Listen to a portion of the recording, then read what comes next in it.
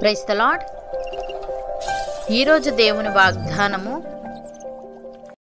ఆయన కోపము త్వరగా రగులుకొనును, కుమారుణ్ణి ముద్దు పెట్టుకొనుడి, లేని ఎడల ఆయన కోపించును. అప్పుడు మీరు త్రోవ తప్పి నశించెదరు. ఆయనను ఆశ్రయించు వారందరూ ధన్యులు. కీర్తనల గ్రంథము 2వ అధ్యాయము 12వ వచనము. సహోదరి సహోదరులారా, ఈ వాక్యం 3 ప్రధాన అంశాలను నొక్కి చెప్తుంది. 1 దేవుని కోపం, 2 కుమారుణ్ణి అంగీకరించడం, 3 పర్యవసానం మరియు దీవెన. మొదటిగా దేవుని కోపం. ఇక్కడ ఆయన కోపము త్వరగా రగులుకొనును అని వ్రాయబడింది. అనగా దేవుడు న్యాయవంతుడు. ఆయనను ధిక్కరించి ఆయన అభిషేకాన్ని అంగీకరించని వారిపై ఆయన కోపం త్వరగా వస్తుంది.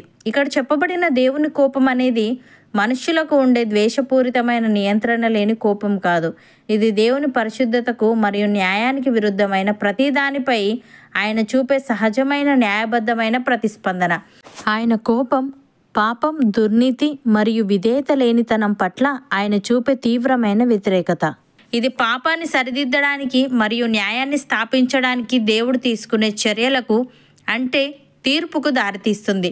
రెండవదిగా కుమారుణ్ణి అంగీకరించడం. ఇక్కడ కుమారుణ్ణి ముద్దు పెట్టుకొనుడి అని వ్రాయబడింది. కుమారుణ్ణి ముద్దు పెట్టుకోవడం అంటే కుమారుణ్ణి అంగీకరించడం, గౌరవించడం, శరణు వేడడం అనే అర్థాన్ని ఇస్తుంది.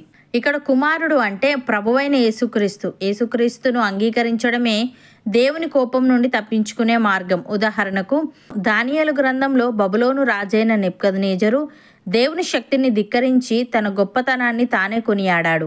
దేవుడు అతనికి శిక్ష విధించి అతన్ని జంతువుల మధ్య జీవించేలా చేశాడు. తర్వాత నెబుకద్నెజరు పశ్చాత్తాపడి మహోన్నతుడైన దేవుడు మానవుల రాజ్యముపై అధికారి అయి ఉన్నాడనియూ ఆయన ఇష్టానుసారముగా దాన్ని నిచ్చుచున్నాడనియో అంగీకరించాడు. ఫలితంగా నెబుకద్నెజరు తన మానవత్వాన్ని, రాజ్యాన్ని తిరిగి పొందాడు.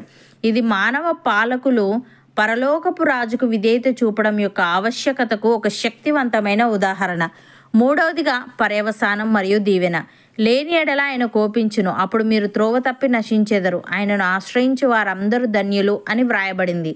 అంటే కుమారుడిని అంగీకరించకపోతే దేవుని కోపానికి గురై త్రోవ తప్పి నశించడం ఖాయమని, అయితే ఆయనను నమ్మి ఆశ్రయించేవారు లేదా ఆయనపై నమ్మకం ఉంచేవారు మాత్రమే ధన్యులని దీని అర్థం. ఉదాహరణకు, ఐగుప్తు రాజైన ఫరో దేవుడు నియమించిన నాయకుడైన మోషే ద్వారా వచ్చిన దేవుని ఆజ్ఞను తిరస్కరించాడు.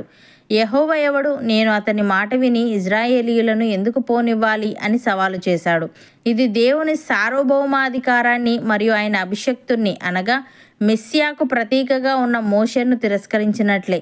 ఫరో హృదయాన్ని కఠినపరుచుకున్నందుకు దేవుని కోపం త్వరగా రగులుకుంది. ఫలితంగా ఐగుప్తుపై 10 తెగుళ్లు వచ్చాయి. అలాగే ఫరో మరియు అతని సైన్యం ఇజ్రాయేలీయులను వెంబడించినప్పుడు వారు ఎర్ర సముద్రంలో మునిగి నశించిపోయారు. ఇజ్రాయేలును అణిచివేయడానికి వారు ప్రయత్నించిన మార్గంలోనే వారు నాశనమయ్యారు. ప్రియులారా, దేవుని అధికారాన్ని, ఆయన నియమించిన మార్గాన్ని లేదా ఆయన కుమారుణ్ణి తిరస్కరించడం అనేది త్వరగా మరియు వినాశకరంగా దేవుని కోపాన్ని మరియు నాశనాన్ని ఆహ్వానిస్తుందని, ఈ నాశనం నుండి తప్పించుకోవడానికి కుమారునిపై నమ్మకం ఉంచడమే ఏకైక మార్గమని దీన్ని బట్టి మనం అర్థం చేసుకోవచ్చు. భక్తుడు ఈ విధంగా అంటున్నాడు: లోకము తన కుమారుని ద్వారా రక్షణ పొందుటకే గాని లోకమునకు తీర్పు తీర్చుటకు దేవుడు ఆయనను లోకములోనికి పంపలేదు. ఆయన యందు విశ్వాసం ఉంచువానికి తీర్పు తీర్చబడదు. విశ్వసింపని వాడు దేవుని అద్వితీయ కుమారుని నామమందు విశ్వాసం ఉంచలేదు గనుక వానికి ఇంతకు మునుపే తీర్పు తీర్చబడెను. ఆ తీర్పు ఇదే: వెలుగు లోకములోనికి వచ్చెను గాని తమ క్రియలు చెడ్డవైనందున మనుష్యులు వెలుగును ప్రేమింపక చీకటినే ప్రేమించిరి. దుష్కార్యము చేయు ప్రతివాడు వెలుగును ద్వేషించును, తన క్రియలు దుష్క్రియలుగా కనబడకుండానట్లు వెలుగునొద్దకు రాడు. సత్యవర్తనుడైతే తన క్రియలు దేవుని మూలముగా చేయబడి ఉన్నవని ప్రత్యక్షపరచబడినట్లు వెలుగునొద్దకు వచ్చును అని. సహోదరి సహోదరులారా, యేసు ప్రభువని మీ నోటితో ఒప్పుకొని దేవుడు మృతులలో నుండి ఆయనను లేపెనని మీ హృదయమందు విశ్వసించిన యెడల మీరు రక్షింపబడుదురు. ఏలి అనగా నీతి కలుగునట్లు మనుష్యుడు హృదయంలో విశ్వసించును, రక్షణ కలుగునట్లు నోటితో ఒప్పుకొనును. ఏమనగా ఆయన యందు విశ్వాసముంచు వాడెవడనూ సిగ్గుపడడని లేఖనము చెప్పుచున్నది. యూదుడని గ్రీసు దేశస్థుడని భేదము లేదు, ఒక్క ప్రభువే అందరికీ ప్రభువై ఉండి తనకు ప్రార్థన చేయు వారందరి ఎడల కృప చూపుటకు ఐశ్వర్యవంతుడై ఉన్నాడు. ఎందుకనగా ప్రభు నామమును బట్టి ప్రార్థన చేయువాడెవడో వాడు రక్షింపబడును. నమ్మిన వారు నాతో పాటు ప్రార్థనలో ఏకీభవించండి. పరిశుద్ధుడా, ప్రేమగల తండ్రి, నీ కోపము త్వరగా రగులుకొనును, కుమారుణ్ణి ముద్దు పెట్టుకొనుడి అని లేని ఎడల నీవు కోపించుదువని, అప్పుడు మేము త్రోవ తప్పి నశించదమని నిన్ను ఆశ్రయించు వారందరూ ధన్యులని వ్రాయబడింది.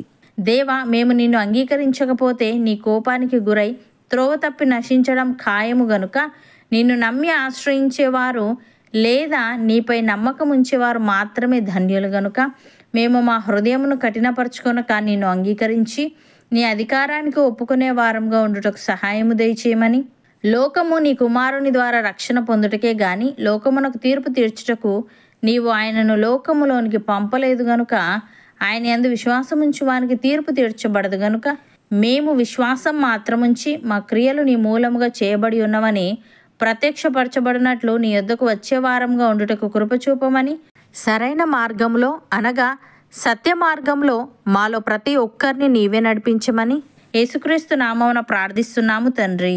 ఆమెన్.